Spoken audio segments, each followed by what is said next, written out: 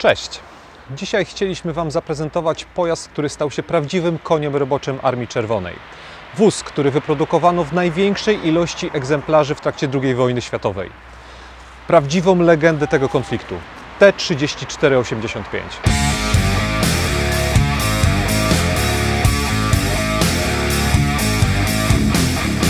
Wprowadzony do służby w 1940 roku T-34 stanowił zupełnie nową jakość wśród istniejących wtedy konstrukcji broni pancernej.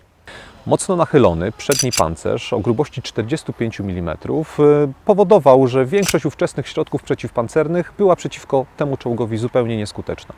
Długolufowa armata kalibru 76,2 mm równocześnie gwarantowała świetną siłę ognia i możliwość niszczenia wielu potencjalnych celów. Czołg niestety był trapiony wieloma chorobami wieku dziecięcego.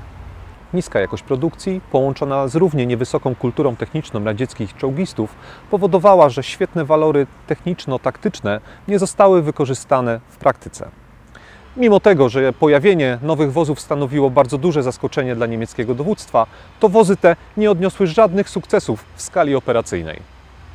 Wraz ze wzrostem produkcji wozu, zwłaszcza od momentu otwarcia fabryk na Uralu, T-34 zaczyna wypierać ze służby nie tylko starsze typy czołgów lekkich, ale również te wozy, które weszły do służby w trakcie działań wojennych. Mowa tutaj o czołgach T-40 oraz T-60. Mimo upływu kolejnych miesięcy walk, walory bojowe czołgu nadal pozostawały na jak najbardziej zadowalającym poziomie. Sytuacja uległa diametralnej zmianie w grudniu 1942 roku, kiedy to pod Leningradem Niemcy użyli nowych, ciężkich czołgów. Mowa tutaj oczywiście o Panzerkampfwagen 6 Tygrys. Czołg pojawił się w niewielkiej ilości egzemplarzy, raptem 4 sztuki, ale jego pojawienie się na polu walki zostało absolutnie przegapione przez radziecki wywiad, przez co również i przemysł nie był w stanie zareagować na nowe niemieckie konstrukcje modernizacją aktualnie używanych wozów bojowych. Dlatego, kiedy w lipcu 1943 roku na polach bitwy pod Łukiem Kurskim nowa generacja wozów niemieckich pojawiła się w dużej liczbie, zaskoczenie dowództwa radzieckiego było absolutne. Tygrys i Pantera deklasowały T-34 de facto w każdym aspekcie technicznym. Ogień ich armat przebijał przednie pancerze radzieckich czołgów z dowolnej odległości. One same były w stanie skutecznie porazić niemieckie czołgi z odległości mniejszej niż 200 metrów. To wymuszało na radzieckich czołgistach albo działanie z zasadek, albo objeżdżanie niemieckich pojazdów tak, by w zasięgu ich armat znalazły się boczne i tylne panele pancerza niemieckich czołgów. Poczucie bezsilności radzieckich czołgistów musiało być niezwykle podobne do tego, jakie czuli niemieccy ich koledzy w czerwcu 1941 roku, spotykając na polach bitew radzieckie wozy KW-1 i KW-2. Podstawowym aspektem, którym w trakcie modernizacji musiano się zająć, było uzbrojenie. Należało w T-34 zamontować potężniejsze działo.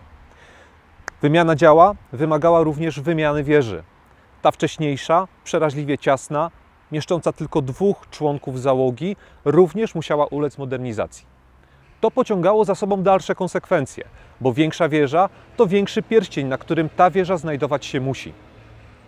Aby uniknąć zbyt dużych ingerencji w konstrukcję kadłuba, konstruktorzy tylko nieznacznie powiększyli pierścień wieży, montując nowy jej wariant na starym kadłubie.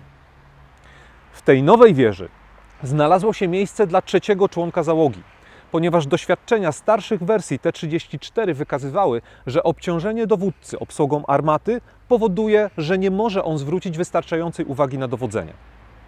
Wzorem niemieckich czołgów na nowej wieży pojawiła się wieżyczka obserwacyjna dowódcy, która spowodowała powiększenie świadomości sytuacyjnej tego członka załogi. Pierwszym orężem, które postanowiono użyć w nowym wariancie T-34 była armata D-5T kalibru 85 mm, zbudowana na bazie działa przeciwlotniczego U-12. Nie był to najszczęśliwszy wybór, ponieważ to działo było bardzo skomplikowane w budowie i równie skomplikowane w obsłudze. Dlatego jedynie pierwsze 255 wozów zostało w nie uzbrojone. Jako docelowe działo wybrano armatę S-53, również kalibru 85 mm i również oparte na dziale przeciwlotniczym, tym razem wzór 39.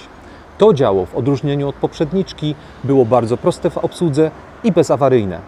Równocześnie, co jest bardzo ważne, było lżejsze aż o 400 kg. Pierwsze egzemplarze wozów T-34-85 pojawiły się w jednostkach liniowych w lutym i w marcu 1944 roku. Zasiliły one szeregi 38. Samodzielnego Pułku Czołgów. Żołnierze opanowywali sprzęt w iście ekspresowym tempie, bo otrzymali jedynie 2 godziny na to, by zapoznać się z nowymi wozami, po czym ruszali w ogień walk. Pojawienie się tych czołgów spowodowało, że sytuacja czołgistów radzieckich uległa delikatnej zmianie. Zasięg ich skutecznego ognia wzrósł z 200 metrów do 500. Od kwietnia 1944 roku T-34-85 stał się podstawowym wozem Armii Czerwonej, stając się jej prawdziwym koniem roboczym końcowego okresu wojny i symbolem walki z Niemcami. Jaki był T-34-85? W momencie, kiedy wchodził do służby, nie był już konstrukcją tak przełomową jak jego starszy brat w 1940 roku. Wtedy na wyposażeniu każdej armii zaangażowanej w konflikt, może poza armią japońską, znajdowały się wozy, które były w stanie swobodnie nawiązać równorzędną walkę z nowym radzieckim wozem. Co więcej, w wozie pozostawały nadal elementy, które w roku 1944 były już wyraźnie przestarzałe. Mowa tutaj o układzie jezdnym, jego amortyzacji, nierozpracowanej do końca kwestii związanej z problemem wentylacji przedziału bojowego. Również nierozwiązany pozostał problem odporności przedniej płyty pancernej, która została osłabiana przez włas kierowcy oraz jarzmo karabinu maszynowego. Komfort pracy załogi również nie został poprawiony. Czy T-34-85 wygrał wojnę? Tak i nie. Tak, bo to właśnie na tych wozach w maju 1945 roku czerwonoarmiści wjechali do Berlina. Nie, bo tą wojnę być może wygrał radziecki przemysł, który między kwietniem 1944 roku a majem 1945 był w stanie dostarczyć 22 000 tych czołgów, tym samym uzupełniając każde straty, które był w stanie Armii Czerwonej zadać Wehrmacht. Jak odpowiemy na to pytanie, nie ma znaczenia. Ten wóz i tak zasłużył na miano legendy.